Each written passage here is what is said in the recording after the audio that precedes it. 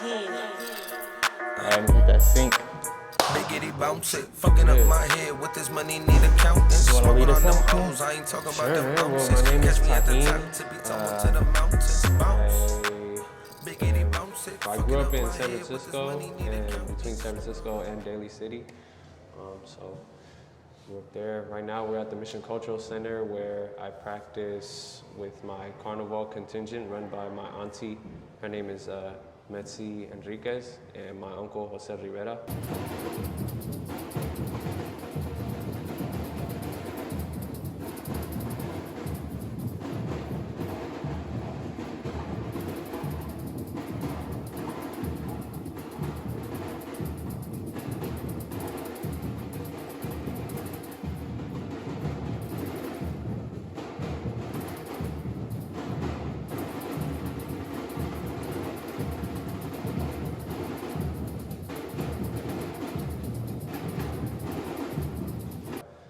We're part of a group called Fogo na Hopa, started by Carlos Aceituno in,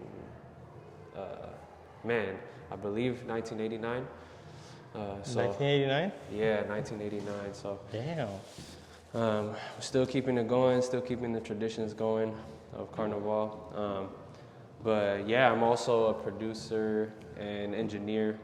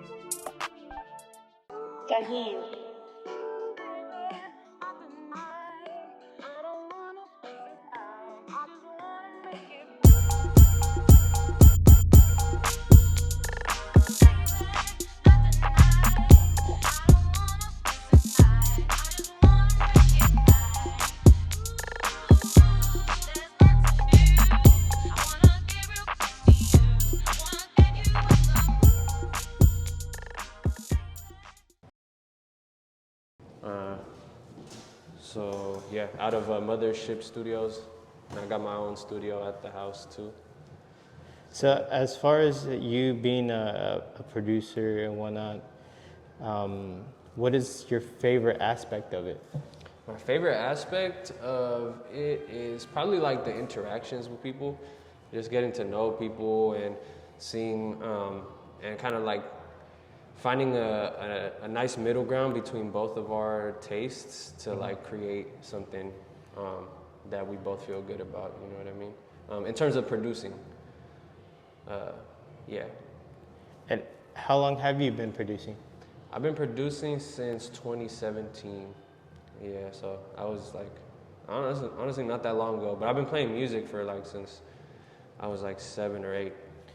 And like you said earlier, you do drumming, and you've been doing that for a long time? Yeah, a long time, bro. So one of the first places I learned drumming is here at the Mission Cultural Center through a summer program called MAS, or MAS program. So I didn't really, or that program doesn't exist anymore, but I met so many like dope people through it, and then I'm still like in contact with a lot of folks now who came up like playing like Latin jazz and stuff like that.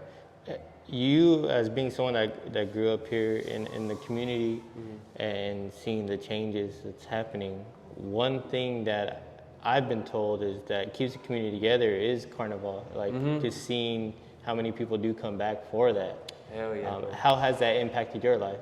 Man, I mean, it's just always, it's a yearly event, it's a tradition.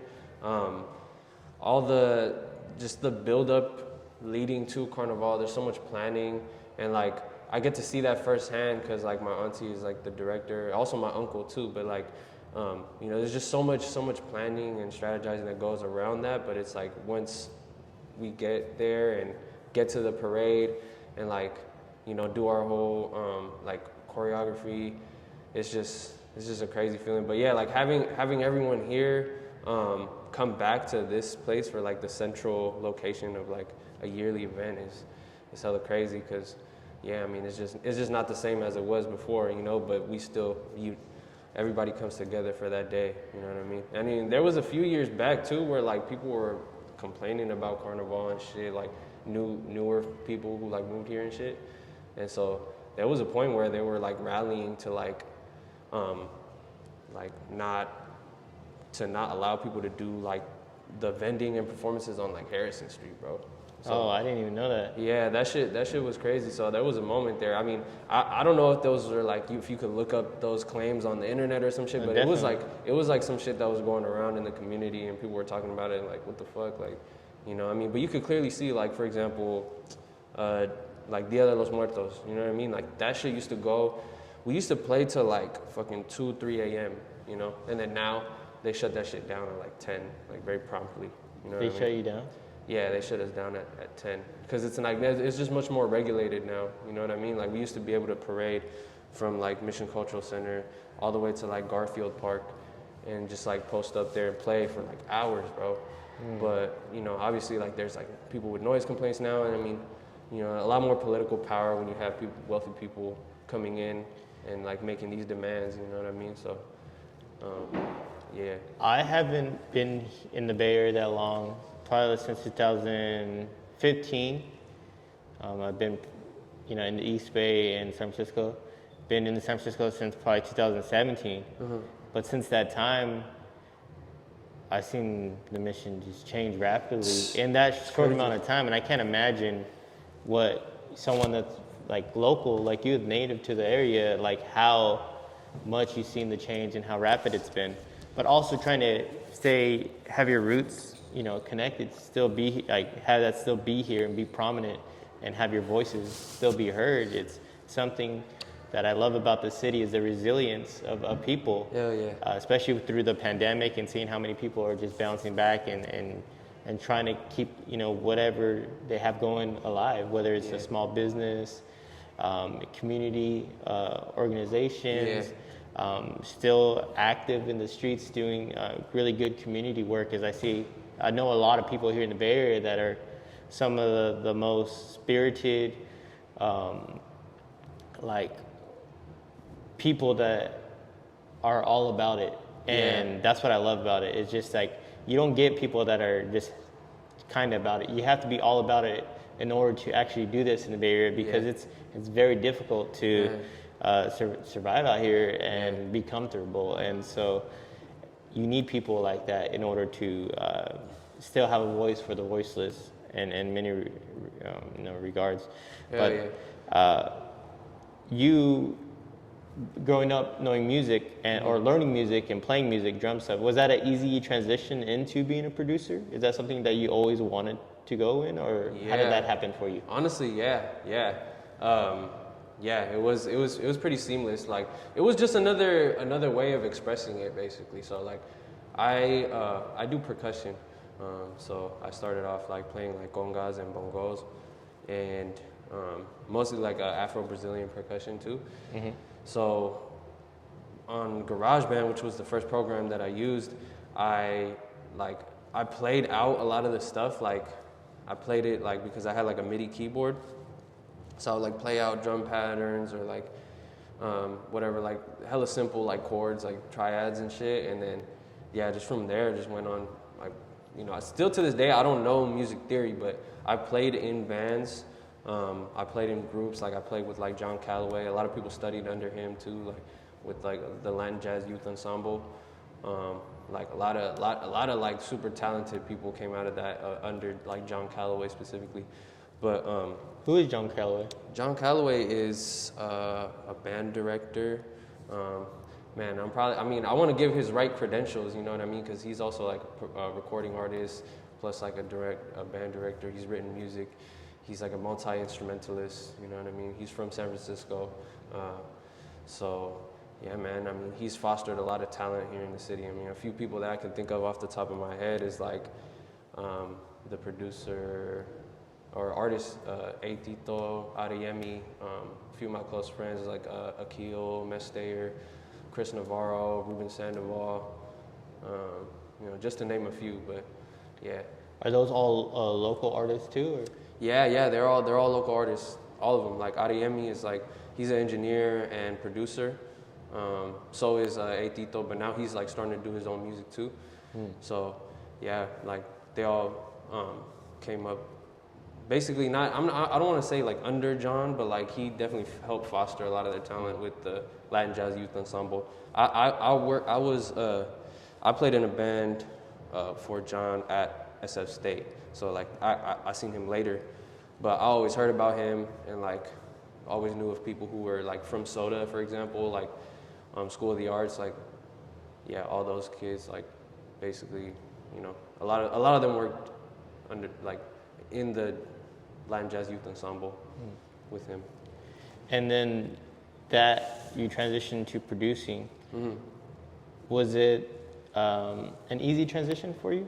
Or is there challenges being a producer to whereas playing just music? Yeah, for sure. I mean, it's just having more knowledge of like the software and more so like the technicality and being more, I guess like more like tech savvy, if anything, you know what I mean? Because the musicality is there, but it's just having to translate that into like a digital form, you know, which I wasn't super familiar with. Like, even still to this day, like I hold some elements of that, like with like playing with the MIDI keyboards, which is like you're recording the instrument into the software by playing it out. Like I do a lot of that instead of kind of like the grid, like the grid approach or whatever, which is kind of like clicking things in. Like that is not as intuitive for me because I come from like playing like live music background, you know what I mean? So yeah, but I mean, everyone develops their own flow of how they want to get ideas out and stuff like that. So that took a minute, honestly. Like it took like just of doing it consistently, bro. Like damn near like every day I was making a beat, you know, for like two years.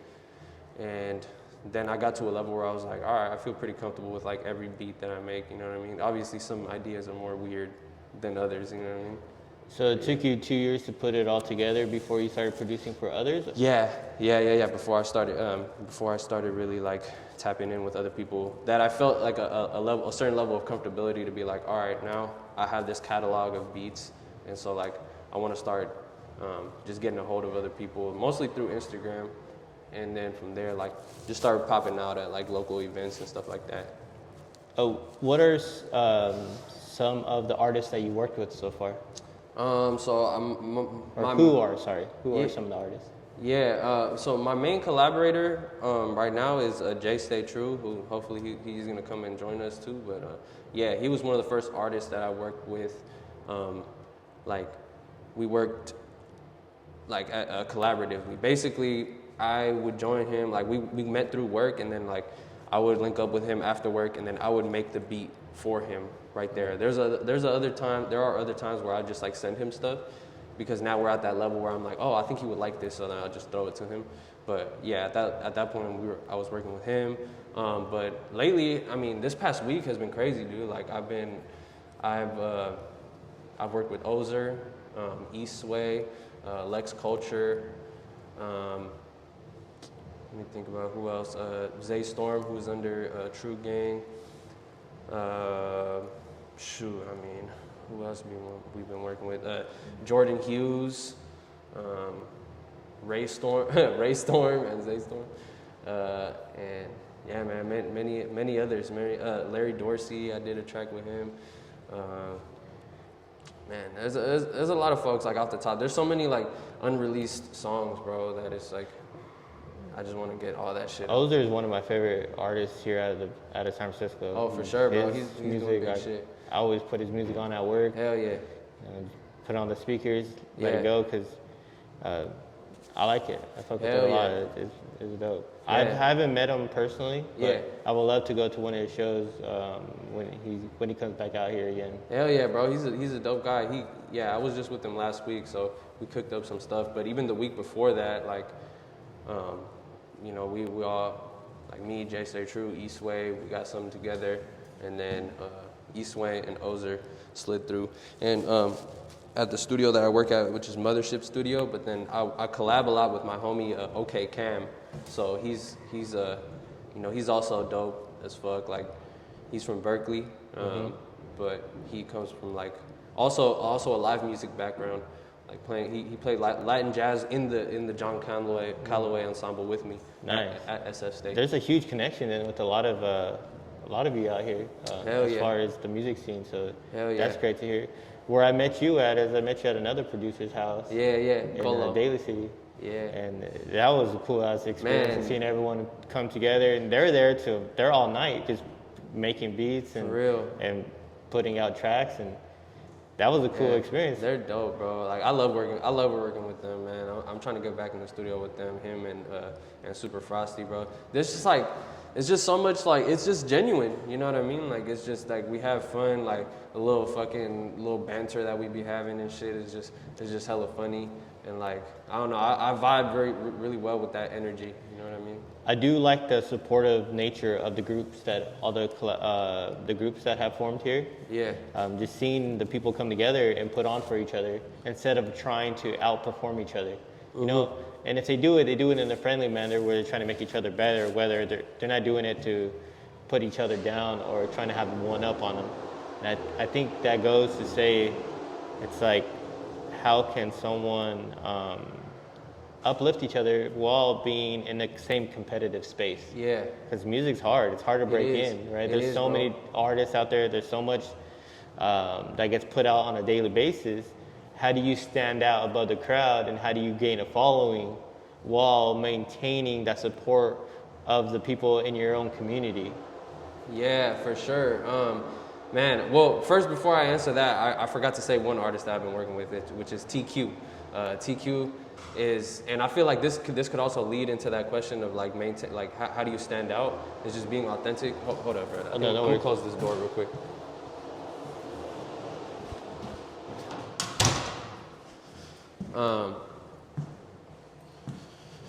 So TQ, man, one of my close partners, and so I forgot to mention his name because there's just so many artists I've been working with lately, but yeah, I feel like how do you stand out is just being true to yourself, bro, and like, I mean, it seems like such a cliche, but it's really just when you have like knowledge of self, and also what is underrated too is taste. You know what I mean? Having good taste in music, and pulling from all these influences to really make you who you are. You know what I mean? And you know, it's something that's hard to quantify, like taste. You know, it's super like subjective. But I feel like folks who have good taste in music, like you can hear that through what they put out. You know. And, you know, because they listen analytically, and they're like, all right, okay, I like this aspect of this, I like this flow. And, you know, instead of trying to like emulate, you know what I mean? Or kind of more so like, because I feel like emulating is good to a certain extent, but then there's like, you don't want to sound like a direct like rip-off, you know what I mean? I feel like that's really common in music though. Yeah, like for people sure. are always trying to rip off the same vibe or flow, or just even down to like the identity of someone that's popular at the moment. Hell yeah. And then you get all those, you know, there's like, then it becomes like a little genre within itself. But then it's a fad that doesn't last long. Yeah. And you see a lot of that era fade off, and then you see who else is actually putting out good music rather than just timeless, going for what's popular at that moment. Yeah, hell yeah, bro. Timeless music, man. I mean, like, it's crazy. Like one timeless song that I can think of that is like so fire, that probably is one of my favorite songs ever, is Frontin' by Pharrell. And man, I mean, it's just like at the time it came out, it was crazy. But now you hear that shit going up on TikTok and like all that shit. So it's just like, and it's authentic, you know what I mean? Like that beat that he made, it was originally intended for Prince. So, is he one of the greatest producers of all time? I mean, I would say so, but a lot of people leave Chad Hugo out of the conversation, and him and Pharrell are the Neptunes, you know what I mean? So, like, I would say both of them combined is what makes the Neptunes and what like defined the sound of that era, you know what I mean, of like the 2000s Neptunes productions, because they were killing it, you know what I mean? So hopefully, like me and Cam and I, like we're I mean, that's somebody who we look up to a lot, you know what I mean? For you, who are your like inspiration, or who do you look up to as producers, and where do you want to be with it? Man, I mean, obviously Pharrell, Chad Hugo, Timbaland is the GOATs for me. But then also like even thinking more locally, like Rick Rock, he's from Oakland, I believe. Tracks a Million. R.I.P. Yeah, R.I.P. Tracks a Million. And yeah, a lot of those folks, like DJ Battlecat too. I really look up to DJ Battlecat a lot. He's from LA, but I take a lot of influence from them and just like their styles, because they're able to make just like a wide variety of sounds but also maintain the integrity of like what they feel is how would I say it? Like just maintain the integrity of their own sound that they've been able to cultivate, you know what I mean? Because I feel like if you spread yourself too thin, then it's like you don't have like a core feeling or a sound that kind of connects all of your works together, you know what I mean? But if you hear like a Neptune's beat, because they've done dance hall, they've done R&B, they've done straight rap, and like at the core of it, you could tell like, oh, okay, these certain sounds, the way that they play this, like this is a Neptune's type beat, and then or a Neptune's production, and this is a Timbaland production, you know what I mean, for his like little fucking. Can you tell when you listen to different things? You could tell right away what type of producer, who's coming from this flow. Yeah, for sure. Because I mean, I just like, it's hard to turn off the analytical part, like, you know what I mean. Once you've like unlocked that, like in music, bro, like it's hard to not listen critically, you know what I mean. So, but yeah, bro, like ever since I was a little kid too, like it's always kind of been like that. But like, luckily I had like my dad to like foster that within me too, and also my mom. But yeah, bro. As of right now in music, what's popular? What are some popular styles of beats that people are looking for today? Shit, let me think, bro. What have you been doing lately that a lot of people are asking about or constantly are wanting that type of style? I mean, more recently, the Kendrick drop, you know what I mean? Like, I feel like people have been definitely going crazy over that. But, I mean, it's hard to say what is a Kendrick type beat, you know what I mean? Like, yeah, I was thinking in my head, I was like, what is a Kendrick type beat? I know him more as for me, I'm a, you know, like what do they call it? Just someone that's not too much into music or too much into anything. I'm just like, you know, normal spectator. Yeah, like a casual listener. Casual, that's what I'm trying to go for. I'm just a casual music observer and listener. Yeah. But when I think of Kendrick for myself, I think of someone that's a lyricist, someone that has a really great message in all his music. Yeah. I never really think about the beats as well as much, but thinking back on the songs, he does have some crazy beats. But in my head, when you said the Kendrick type beat, I don't know what that is. Yeah, that's not really a good example. Like, I would say the sound that is popping right now, for example, is like folks from like Stockton have like a certain type of sound. Sac, locally, like I feel like a lot of people are trying to emulate that. Who are some good ones out of Stockton and Sac? And I mean, I would say from Sac, like R.P. Briss, you know, he's definitely one of them. EBK Young Jock out of Stockton, you know, just those two off the top of my head. Like, there's a whole lot of like EBK people, like EBK J-Bo and Young Slow B, out of Stockton. Specifically in the Bay Area, are there different beats coming out of, say, like the East Bay or Oakland, San Jose, Vallejo, San Francisco? Are there different styles coming out of each one of those? Can you tell when you're listening to music? Yeah, honestly, sometimes I can't tell. Like, there used to be a lot more like regional differences, but I feel like more recently, like it's been kind of hard to differentiate, like who's from who, where from where. But like, for example, like produced by Mitchell, like coming out of Oakland, like he's fire, and he's picking like some crazy like noir type like samples, bro. That like, but then he's mixing it with like that like Oakland kind of like pulling some influence from like Detroit in terms of the drums, but then like you hear an Oakland type beat when at least like when you hear like that type of beats, like I'm like, all right, like they're definitely from the Bay, like the way that they flow on it. But a lot of Bay influence is Bay Bay Area music is influenced by Detroit. I would say less so now. I feel like that was more prominent in like 2016, 17, 18. There's a big connection between Detroit and Oakland. For sure. Historically. Like, Historical you know, connection. like even since back like in Too Short era, but like also the electronic era too, bro. Like I feel like a lot of folks don't really talk about like how like, you know, like jazz a lot, like so like electronic music like in the 80s and shit in New York, you know what I mean? Like it because they were doing like hella like electro like funk, you know what I mean? Like in early 80s, but when you go over to the West Coast at that same time period, like rap didn't like, we were taking a lot of influence from New York, but then there was a certain period where we were just like, let's just like go on some funk shit, and you could hear that in like the influence in like the 80s and like early 90s. I think there's a local artist out of San Francisco. I forget I don't know his name though. I think it's Dregs.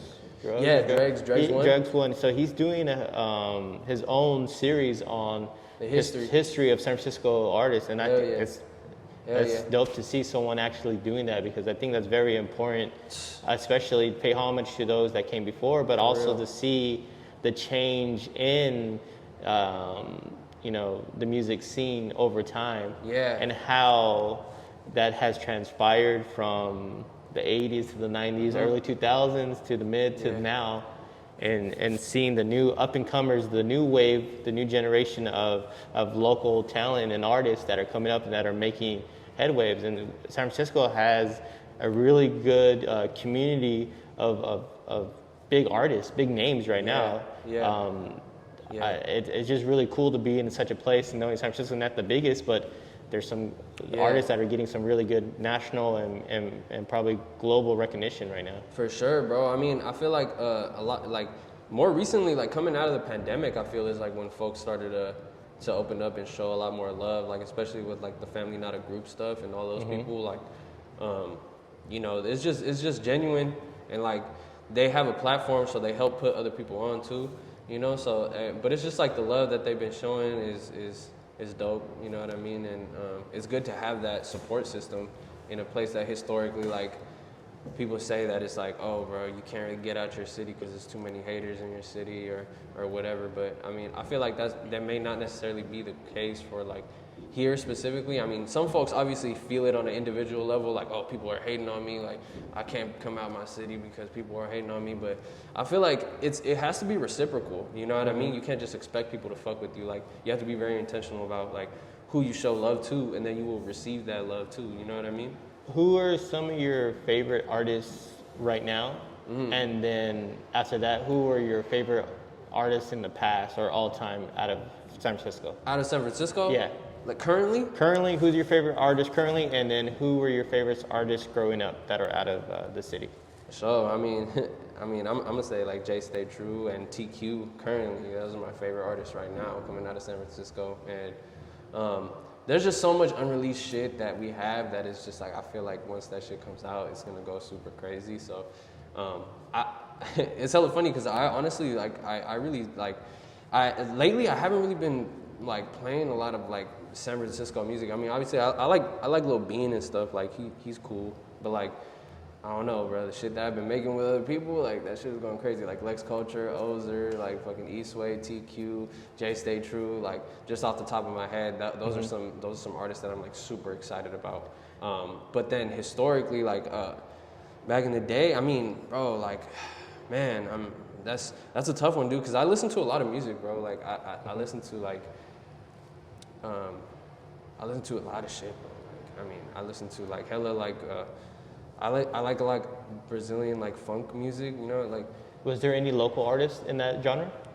In what genre? The Brazilian funk? The Brazilian funk, yeah. Like there's like this dude named MC Kekel. He's dope. MC Kevin. You know, a lot of those heads. And then like Cuban artists like Rapport music, and that shit is dope. Like Wilde, Wild Poppy, and fucking. What's his name, bro? Oh my God, Wampy. Yeah. A lot of those heads. So I try to listen to like a lot of like global music because that's the shit that I grew up on. Is like for example like dance hall. Like My auntie put me on to like hella dancehall shit, like from the 90s. What's dancehall? Is it genre? Yeah, like Jamaican dancehall. Like for example, Sean Paul. But Oh, like, okay. Yeah, but like also like, you know, Beanie Man, Elephant Man, and fucking, you know, just all the hits, bro. So that shit, I really fuck with dancehall. Yeah. Well, yeah, I mean, you probably have a wide range of like, especially you grew up playing music, so it's not just hip hop or rap or anything like that. You have a very wide background. And I think that's what makes people so talented is when they come from all those different backgrounds. Like Rick Rubin, how bro. he Rick comes Rubin from a huge variety. He worked with so many different type of artists, and he's well known to even casuals like me. Like I know who Rick Rubin is. Yeah. My girlfriend knows who Rick Rubin is. Mike Dean? Yeah. You know Mike Dean? Yeah. Like, shit like that. The GOATs, bro. Like those are like the upper echelons, you know what I mean? I didn't even think about those heads because it's like they're just so engraved into like music culture, you know what I mean? Quincy Jones, another one. What do you think makes those individuals so great? I feel like first and foremost their body of work, but then also their ability to just adapt and then maintain their authenticity. You know what I mean? I think that's a big one, bro. Like you hear Mike Dean and you hear his specialty is synths. You know what I mean? So like when you hear like those crazy bass lines on like Travis Scott shit, like you know that's a Mike Dean production, you know what I mean? But then he's also worked with people like fucking Scott Storch, for example, too. You know what I mean? One of the greatest. So every time I think of Scott Storch, I think of, you know, like Dr. Dre's. Like, yeah, exactly. But also fucking like Me, Myself, and I by Beyonce. Like that's probably one of my favorite fucking R&B tracks. Even of all Dr. time. Dre's a really great producer as well. You know? Yeah, Dr. Dre too. Dr. Dre too, for sure. I mean, it's just for sure. I think. Yeah. So do you like that? Hold on one second, me. Yeah. Let me re-record this 1 second. Oh yeah, for sure. Oh, sorry about that. Nah, it's all good.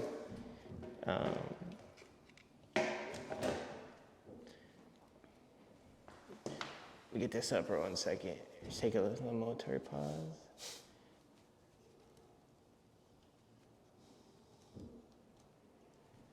All right. Sync. Yeah. We working? Sometimes well, we hit like when you hit the 30-minute mark on there on the camera, it only on that camera. My phone could go forever, but the camera only had 30 minutes recording at a time. Oh, okay. It's so dumb. It's good. It's all good though. But as far as like we're talking about like Dr. Dre and Mike Dean and Storch and all those famous producers of you know, historically great producers. What is it about producers that transition like Pharrell or Dr. Dre that have their own music as well? Is that like another level a producer can get to? And how easy is that for a producer to not only create beats and do all this producing for others, but also create something or have others create it for them in their own music? As far as their aspirations or their whatever they're trying to do. Yeah, I mean, that's tough because it's like not every good producer can translate into being a good artist. You know what I mean? I feel like some good examples of that, like of producers who have transitioned into being successful artists are like DJ Quick, for example. Like he produced a lot of his shit and like rapped over it. Same thing with Dre, Pharrell too. And I think like, you know, I don't want to assume, right? But like also me, like I make beats that sometimes I'm like, okay, I don't even want to give this to anyone because like I feel like I could come on this, like, you know what I mean? But like I'm not the greatest rapper or vocalist, but I feel like I just have like some ideas that I'm like, damn, like I hella want to get out and shit. Well, there's also those artists that are not that great. They're not great at all. They're not even good, but their producers and their beats are fire, which makes the song good. Yeah. And there's people that get carried by the producers. Oh, 100%, bro. And honestly, like, that's why I try to be like pretty selective about like who I work with. You know what I mean? And like I want to like, cause I mean it means a lot. You know what I mean? Like to be able to make a beat that like honestly like I'm like emotionally attached to, and then having somebody come on it not as hard, and like I low key like that's when I be getting in studio sessions with artists, bro. And I'm like, bro, to be honest, bro, I'm like you got to redo that take, or like, you got to like put more emphasis on this and give feedback, because it's like I also want to get the best performance out of them, but also the beat is so hard that like I can't let you come super timid or like, you know what I mean, or on some weak shit. Is there I don't know if you get this, but are there like artists that are always like trying to get free beats from you, or trying to always hitting you up like, hey, just send me this or blah blah? Yeah. How is it being a producer? How do you set that boundary with people and be like, hey, no, because I am not interested in your style, or, you know, I don't think we're a good match. Yeah. Or also that other part of it's like, I need to be fairly compensated for the work I do and not just push off. Like, if I give you free all the time, man, it just doesn't work for me. What do I get out of it? You know, I put my work into it. Yeah, hell yeah, bro, hell yeah. I mean, that's something that like that's a line that I've been having to cross like a lot recently, you know what I mean? Because you know, just to be real, like a lot of folks can't afford it too, you know what I mean? So it's like the people that like can pay for my beats, like for sure I'm gonna like work with them, you know what I mean? I can't just be like, nah, I'm not gonna give this to you because you're trash. Like that would be fucked up, you know what I mean? I want to also have a broad catalog, but also at the same time, it's like there's certain folks that like that say that they want to work with me, but then when it comes down to it, they're like, oh, bro, I don't want to pay for the studio time, or I don't want to pay for the beat. And it's like, man, these are artists that I want to work with, but it's like, if you can't like be able to provide that, like I'm pretty flexible, you know what I mean? So it's just not everybody works on that level, and it's like we all got to be fairly compensated. Like I put in fucking work for this, bro. I'm sure you do too with your podcasting stuff. So it's like, yeah, that's a boundary and a line that like we have to cross like a lot. And it's not that you're being like a hard ass about it or anything like that. People don't realize is the effort, the time, and also about being serious about your craft. If you're serious about something, you're gonna pay for what you believe. Yeah. It's you know, you're gonna pay for something you want, or something you need. You need value. If they value your work, they're gonna pay for what they value. Thank you. And if they don't value your work, they're always gonna want to undercut or get something free. And that's not valuing your work. Nah. They could get free beats online. You Hell can go yeah, get free bro. beats. You can go make some cheap beats, right? Facts. And if you could get that, how are you comparing yours to that, right? Yeah. And so I don't think people really understand that, and is that you're coming from a situation where it's not, sometimes not even just the principle about the money, it's the principle about valuing your work and making sure that your beats are premium and not the lower tier level basic stuff, because I think that's like a big thing in just like in art in general, is that a lot of people that create things, whether it's music, they create, you know, paintings or drawings or graphic design or whatnot. A lot of people don't really want to pay up for stuff because they don't value the artists of what they make. And to be honest, there are some artists that are overcharging for work that's not great. Hell yeah, bro. And so they it's kind of like a wrestle between what is actual value of something, right? Because art is pretty much it goes off of whatever the current market is rate going for a beat, and also you can put whatever you want on it. So then it becomes the financial side of the industry, which is probably a really tough thing to navigate. Man, I mean, it's always that line of like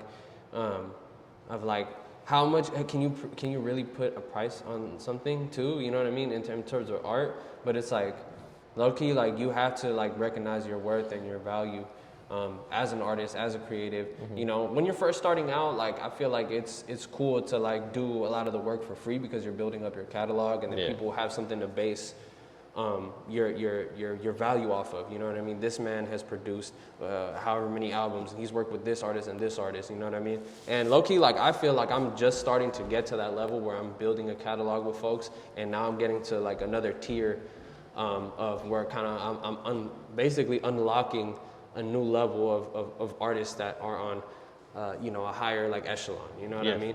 And the quality of work and the value of work, because I don't necessarily have to to spell it out for them, that it's like, hey bro, you gotta pay for studio time, hey bro, you gotta pay for the beat. They understand because they've been in these situations before, you know what I mean? I've worked with folks who like, they don't know studio etiquette, you know what I mean? They don't know like, you know, and that's also for us to like, you know, to kind of like outline and set those boundaries too, you know what I mean? But also it's like, you get into a studio, bro, like, in this space, and it's like, bro, like this shit ain't free, you know what I mean? Like the equipment is You're hella here to money. work, not here to fuck around. Our labor, you know what I mean? We took hours to do this shit. Like, look at this, bro. Like all your equipment too, you know what I mean?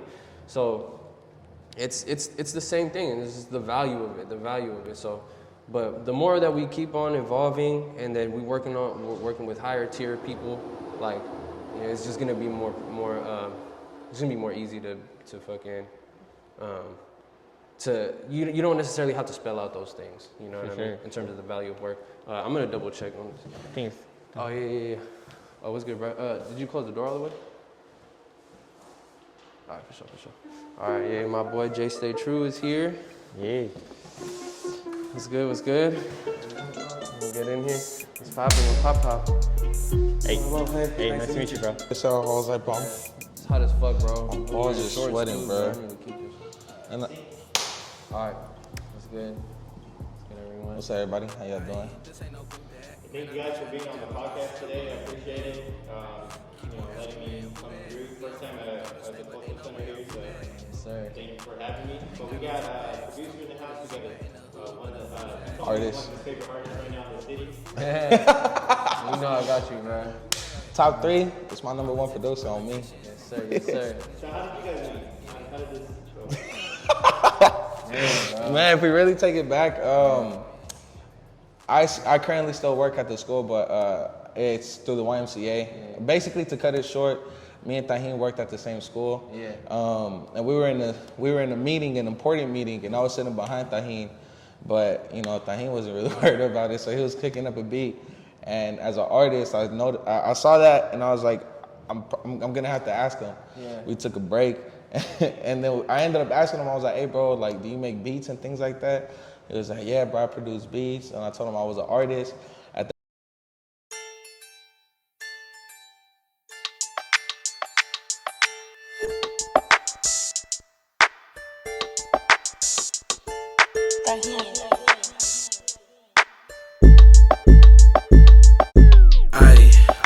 slamming like a snail. Niggas tryna feel me, but my name isn't Braille. Hot nigga out of hell. I be smoking on that Kenny, you be smoking on that kale. I be slamming like a snail. Niggas tryna feel me, but my name. That time I had remade a song called Later, and I had showed it to Tajin. But Tajin already knew who I was because of the song You're that I did with TQ. That's hella funny, man. TQ, I was just talking about TQ. Yeah, but yeah, we did a song called You're, and he sort of knew who I was, so we interacted from there. We didn't, like, the second meeting, we weren't even paying attention. We were just talking about music the whole time. And then, yeah, later on, after work, we'll just be cooking up. We'll just be working. We ended up making a project called It Gets Cold in Tahoe. That was the first one. That was the very first project that we did together. It was like experimenting our sounds, you know, just really get to know each other, how we worked out. And after that, we were just working on more singles. And then I brought him to the group. The group loved him, loved his work ethic, his authenticity, just everything in general. So yeah, that's how me and Tajin met, you know. And we've been locked in forever. Locked in. Who are some artists that you work with closely? My group members, mostly TQ.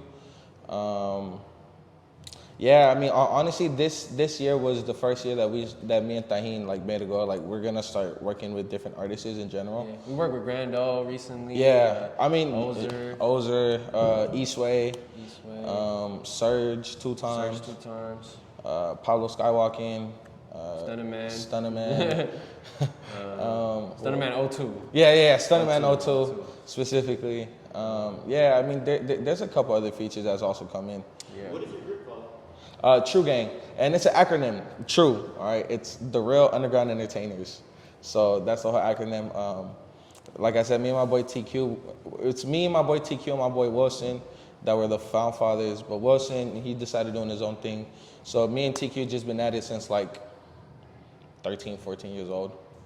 So yeah, we just been locking in together with a lot of people. So how is it working with artists like Sentimental 2 and Ozer and some of the artists you've got in contact with recently? Yeah, I feel like I mean, it's different because some are more like organic than others. You know what I mean? The Ozer and Eastway one was Super organic. Super Stupid organic. organic. I mean, like it was just a studio session. We had an opening. We called. We needed somebody to come through, and then they came through, bro. Laid down some shit. We made some fire. The Pablo ones, the Stunner Man ones was a little bit more business centered. You know what I mean? But also, it still ended up being fire and hella fun. You know what I mean? So. Yeah, definitely. I mean, like most of the features have been organic, I can say. But just the Stunner and the Pablo one has definitely been business. Just because, I mean, business is business. You got to respect it, whether you like it or not. You know. But yeah. So what do you mean by business to the organic? Yeah. So for organic, it's more. So I see it more as a vibe, where it's like if we're able to sustain the convo, get to know each other more. We align in certain musical aspects. Yeah, it's just so organic is more like I personally see it more as a vibe, where it's like if I can vibe with you and we can interact and have fun and just be ourselves, then bro, at the end of it, that's organic. Like it's I don't have to pump fake. I don't have to act like someone who I'm not. I could be my complete goofball self around you, and you're still cool with it. Yeah. While the business side is more of I mean, it's the word is a business, where it's like it incorporates money, it incorporates funds, it incorporates time, labor, just so many things. So it not that it kills it, because it doesn't kill it, because sometimes business is fun. Yeah, but that's true, bro. Because I mean, I would say like with the Pablo Skywalking one, like that shit was fun. He brought us into his world basically. Yeah. Like, we ended up kicking it with him for like a whole day. Yeah. And, like that shit was hella. It was just super interesting. Like I really got to like pick his mind and be like, like what type of shit do you like even outside of music, bro? I found out that he's like a big like movie head, and like he's very spiritual too. Yeah, he's spiritual. He's on some positive shit. He's on some like mental health awareness shit. You know what I mean? Which is all things that I personally am hella into as well. So I just feel like when we just align on these things, like it obviously it's still business oriented, but it makes it less like a pressure. You know what I mean? And it's more, like you said, it's just, I mean, you can still have fun while maintaining those business boundaries, you know what I mean? Yeah, because I mean, it has to be enjoyable at the end of the day. Like, we wouldn't want to work with someone who's just hella trash and like just not fucking. Or was hella serious. Or hella serious, bro. Like, we don't. We like to have fun, joke around, be fucking just like talking about different shit other than fucking music or whatever. You know what I mean? How many hours would you say you put in the studio? Fuck, bro. I mean, man, like damn near last week, bro. Like, I would say like it's another full-time job, bro. At this point, you know what I mean? Like, I work 9 to 5 as a case manager, but then like after that, bro, I'm straight to the studio. You know what I mean? And then I'd be in there till sometimes, bro, 2, 3 a.m., bro. The last session that I had with him, sessions we've had is so they 2, close. 3 So our studio, Mothership Studio, is it's in Secret Studios off of Cesar Chavez, and so like fucking that shit closes at 4, bro. So if you don't get out of there by 4, you're locked in there, bro, and you gotta sleep in there. You know what I mean? There's no way to get out. No, hell no. I'm not trying to sleep in there. I want to try that one time. Low key, yeah, but like nah, bro. Like I'm trying to take a sleeping bag. I'm trying to meet me's at the house. I'm gonna take a sleeping bag. I'm black, bro. I'm sleeping. That would be sick though. That would be kind of sick. Have a sleepover at the studio. That would be fire. But that was the latest one, because they knock on your door at like 3:50 and they're like, bro, we're gonna close at 4. So if you don't get the fuck out of here, like you're gonna get locked in here. You know what I mean? So that was on a Thursday, bro. That was on a fucking Thursday. So You gotta work the next day too? I work the next day. Yeah. So it's just I've been fucked up, bro. To be Yeah. honest, bro, I've been super out of it. Like only getting like 4 hours of sleep. Sleeping And you know how schedule me, be bro. I'm fucked up. bougie about my sleep, bro. Yeah, he's hella. I'm stupid bougie, bro. Like I need 8 hours, bro. And so like when we went to Miami, like That shit fucked bro, up, bro. like bro, he saw me, bro. Like I had my fucking, you know, I had my silk. I had my satin cap, bro. I had my satin cap. I had my eye fucking like Eyewear for him my not to. eyewear, bro. The fucking earplugs, like, cause yeah, bro. I need my REM, bro. I need my REM too. I need my REM sleep, bro. For real. Taking naps throughout the day all the time. No, see, but the thing is, he doesn't take naps. He doesn't like. It's rare if he takes a nap. I need quality. He needs the quality. Like it was just like you said. We were in Florida. Like we'd go out. We'll be out Come the whole back day. till, like, come fucking back 5 at, a.m., like, bro. Yeah, but mind And you, then wake up at 11, bro. yeah, to do it all over again. Yeah. Oh my gosh, it was hectic. So yeah, Do any performances out there? we didn't, but we hit the studio. We went to the Booth Studios. The Booth Studios. Yeah. Yeah. Shout out to the Booth Studios, by the way. Shout out to the Booth. Shout out to Lucas for engineering and shit. Stefan for putting that shit For together. putting it on, for real, But yeah. yeah, man, we fucking loved Miami, bro. Like I feel like that fits our vibe really well. That fits because- you. You're an island boy. No, I'm Me? kidding. Bro, come on, bro. Like we was fucking with it out there, bro. Like everybody was He fucking with was. it out there. I bro. wasn't. You know, I was just there for the people. for real. No, I'm kidding. I'm kidding. I'm kidding. Nah. Yeah, nah, definitely Florida was a vibe. It's very, and it's not even to say it like that, but the sound that they're trying to be on is the sound that we're coming with. Or like Yeah, the or sound like in it just. I feel like it just happens to mix together, bro. Because Yeah. we do a lot of like Latin music. Like when I say Latin, it's a super generalized thing. But when I say that, I mean dembow. I mean like reggaeton. I mean dance music. Yeah, you dance know what I music, mean? yeah. Dance music, but with speaking Spanish and shit like that, bringing the culture to it. So I mean, me and him have been on that vibe a lot, bro. Like we listen to a lot of dembow, and we listen to a lot of just like dancing music, bro. Like that's another thing that I was gonna say too, bro. Is like I gravitate towards music that gets people to move because I just being a percussionist, like I feed off like the energy of the crowd. You know what I mean? If the crowd's not dancing, I'm probably not playing it right. You know what I mean? So it's like that's just what I've been conditioned. But I mean, it's just that's kind of been like one of my pillars. You know what I mean? And I mean, yeah, I Where mean, people that right there is just a whole vibe, just like how we were talking, like a vibe. It incorporates everybody to come together. It's like a community-based thing. Yeah. Like anytime you have like, and again, you can play that anytime. You could play it like at a carnival. You Yeah. could play it like at a club. Yeah. You could play it at a party. Yeah. Like all these type Yeah. of things you can Not- like. It's and it's gonna have you go like this. Yeah. Like this. Yeah. Tap your feet. Yeah. Tap your knee. Yeah. You know, it's gonna have you move even a little bit, even Yeah. if you don't want to, but it is. Because So, it's like not everybody has that lyrical like mindset of Mm-hmm. they're trying to listen shit just because for the message. You know what I mean? And so like it's important to have that for certain moods. You know what I mean? Or for certain times that you're feeling a certain way. Like maybe cruising in the car or some shit, and you vibing and you want to listen to some shit, or you're feeling whatever type of way. That's cool. But it's also like the dance shit, the groovy shit, the shit that gets you moving. Like I feel like it's just I don't know, bro. Like that's the shit that I gravitate towards. I know he gravitates towards Yeah. it because of his background in music Yeah. too. You know what I mean? The Hubilo shit. yeah, the so. Hubilo shit. Yeah. I mean, I was a church boy, so I mean, when I was growing up in church, there was adoración. Adoración is like the smoother one. Like it's more like praising. Well, you got the Hubilo. I don't even know how to say it in English, but it's like it's more of the dancing one where it's like you just want to get up and just dance and just have a good time. So I did that a lot. Also, I used to drum when I was little, but I wasn't oh yeah, I'm a drummer. Nah, fuck nah. But I mean, I do know how to drum a little bit, just the basics. But yeah. As an artist and as a producer, how do you build a rapport where it becomes something like you both have?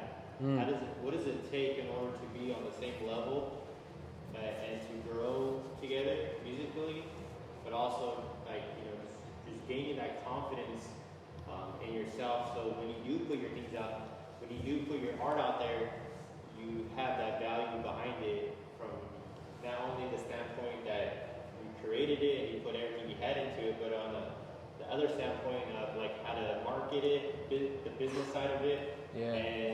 and to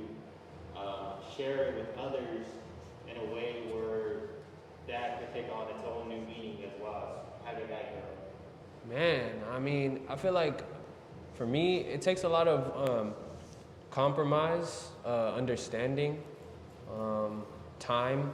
You know what I mean? I feel like those are the three big things, because it's like I might have an idea and I'm coming in with my agenda. He may not necessarily be feeling it, but I also have to be flexible as well, because we're working together as a team. You know what I mean? So I don't want to force anything. So it's like, okay, cool, let's adjust it. You know what I mean? And like, I'm coming to the point where like I make so much music, bro, I don't take nothing personal anymore. Oh, I play something. Oh, bro, you don't like that idea? Okay, cool. Like, let me lay down another idea. Like, there's millions of ideas that we can come up with. You know what I mean? But it's just like specifically for me and him, and like you could chime in on this as well. But like I feel like we just developed such a rapport together that like I already know what he's gonna like, bro. Just based off all the other times that we've done music together. All the other times that we've done music, the shit that we also send each other music to listen to. Yeah. Which I feel like that helps so much, because it's just like, oh, bro, I'm taking this element from this song that you played me. Or, yeah, you know that you showed me type. Because, I mean, and honestly, it just goes back to, like, literally the basic, like, literally get to know the producer. Like, you have to get to know each other in order to really make the core shit. Like, if I was just kicking it with Tajin just because of music, like we probably won't even be in this situation at the moment, you know? Just like, it's like, oh yeah, bro, I'm gonna just hit him up for some beats, or yeah, bro, I'm gonna just tap him with something. Like, nah, like that's out the way, bro. Like, when you really get to know the person and you guys connect onto a certain level, it's like, damn, bro, like I didn't really expect that, or like, damn, bro, like I literally, with Tajin, like when I was like, damn, bro, like this dude actually got some shit. And I even told him, like, bro, I've been looking for a producer, because I'm the type of person where it's like, I would be a YouTube person, like, and there's nothing wrong with that at all. Like, go on YouTube and find a beat and like rap over it, like it's cool, but you gotta give the producer the credits. You gotta lease or exclusively buy the beat, and when you do that, you only sell certain amounts. You can only do certain things with the beat is leased. And if you get an exclusive one, like you're getting whacked. You're getting whacked. Super whacked. So that's why I was thinking about. I was like, you know what, like, dude has a work ethic. Dude has a background in music. Dude is fucking dope as fuck outside of music, but also in the music. Like, I've seen him create like beats. Like, we've been in this car for hours making beats and like create some shit. You know, so it's just a relationship. Y'all just really got to get to know each other like that. But also, like, when it comes to moves and things like that, like, how do we just like that, like, it's like we send stuff to each other. We like, he knows I love like weird sounds or like background noises, and he'll just like, like, for an example, he'll play a certain melody or he'll play a certain sound, and like if he's been playing it or he's been playing certain sounds and I'm not saying nothing, then he knows that's probably not the vibe, unless he plays something and I'm like, ooh, or like, you know, I just start like, okay, I start coming with a little freestyle or whatever out the ass or whatever, then boom, we know, all right, that's the one. Like, he's feeling that one, then let's go ahead and go around this one. I feel like above anything, when you're creating with someone, it's honestly like, like you have to have like the musical knowledge about it, bro, but it's honestly more social skills more than anything. You know what I mean? When it comes to creating shit, because you have to be in tune with yourself, you have to be in tune with the other person, and put your ego to the side when it comes to creating shit, because ultimately you have to both put in something in order to come. You know what I mean? It's more of a social awareness, I feel, when it comes to creating music, for sure. Yeah, the aspect of your art going out there and the creation of it, from the beginning to the middle to the final product. And then putting it out there and seeing it materialize, whether it's you're seeing other people play it, you're getting feedback, you're performing it, you're selling it, you know, whatever it might be, right? So there's that aspect of it, the beginning to the end, the hours in between, the sleepless nights, the early mornings. Man, that's where we're coming from, bro. Man, like, bro, like y'all shut up. And it's not to say it, but like when we was out in Florida, I swear to you, I was like, bro, we gotta make something, bro. We gotta make something. It was, and I still remember we the first beat we did was late night before we went out, and we tweaked it up. once we came back, then the next day early in the morning, I pop out and he's already in the background like cooking up some shit. Yeah. And it's like, bro, like We only made 2 beats too, but we went to the studio and knocked out those 2 songs. So Right. it's like it's less of like it's quality over quantity, bro. Yeah. Like at the end of the day, and like you can pump out stuff and be a productive like, and this is specifically for like, I'm talking specifically for beat makers, but this applies to artists too. Yeah. Is that people like, for example, pages on Instagram, right? That there's a page that's called Producer Grind, you know? And this dude was talking about how he prides himself because he made 100 beats like in 1 week. And is it like, are these beats good? Like, did you spend time on it? Like, you know what I mean? Like, you can make 100 beats and be productive, like physically, I mean, financially, like that's good. But then where does the artistic part come into play when you're generating so much? Yeah. You know what I mean? Like, and sometimes we'll be in the studio working on one song, like making the beat for like 2 hours, recording vocals, mixing, mastering for like fucking 7-8 hours, Yeah. bruh. But at the time that shit is done, it's fire as fuck, yeah. bruh. Like, and, yeah, and yeah. like I could have made fucking like 5 beats within that 8-hour time span, realistically. But the fact that you just made one quality song with attention to detail, like that matters more than the amount of product, Yeah. basically, that you're putting out. You know what I mean? Yeah, no, and that's literally the key word: quality over quantity. Because literally, like just what he said, like there was times I'll be like, bro, mentally I'm like, bro, I'm bored as fuck in the stool, bro. We keep working on this specific Yeah. line or specific part of the song. Yeah. But it's like you want to tweak it to a part where it's like it just catches you off guard. It's just like, oh wait, what the fuck? Like, let me play that back a little bit. You know, it's just magic, and that's literally what it is. Like just the quality. You want the quality to be top tier. You don't want the quantity to be top tier, because you can fucking sell out a whole arena, but who the fuck goes? It's like smoke perk. No offense. Damn. no offense to Smoke Perk. But that's what I was telling you about earlier, is that people get stuck in a fad or a little niche. Yeah. When it dies down really fast. Yeah. Right? Your camera might shine bright for a minute, Yeah. but once that's done, you're not making quality, timeless Yeah. music that you were talking about earlier. Yeah. You're making something that's hitting at that point. Yeah. But when it's done, it's done. Yeah. And now you're stuck. How do Yeah. you get back? Is there even an opportunity to get back? Man. Or you're stuck in that niche, and you have Yeah. to own. That's the only style that people are going to know you Yeah. for. That's the only Yeah. That's why you gotta be just adaptable, you know what I mean? And like hold true to your own like core elements of what your artistry means to you, but at the same time you have to be flexible, you have to be adaptable. You have to put your ego to the side when it comes to music and really make something that is less for you, obviously for you, right? You want it to sound good, but For yourself, yeah. of it's course. honestly like what you have to do is think about what the masses would be receptive to too at a certain point, you know what I mean? And like, yeah, like it's a balance, you know what I mean? Because you want to make something that you're happy with, And you also know, for the people. for the masses too. But you Yeah. do have to think about the people who will be receiving this art, you know what I mean? Yeah. And I feel like the folks that do that, some people think about just the masses only and compromise and don't think about themselves, or think about themselves and don't think about what the people want. Yeah. You know what I mean? But I feel like it's just having that middle ground of like, this is what the expectation should be for the people receiving the art, what you want, the integrity of your art, and then, you know, meet in the middle. You know I what mean, in reality is like if you're, because of course we know this is a business, but you're an entrepreneur. Like you're selling, well, you're not selling it, but you're like showing your art to people, and it's like this can help you.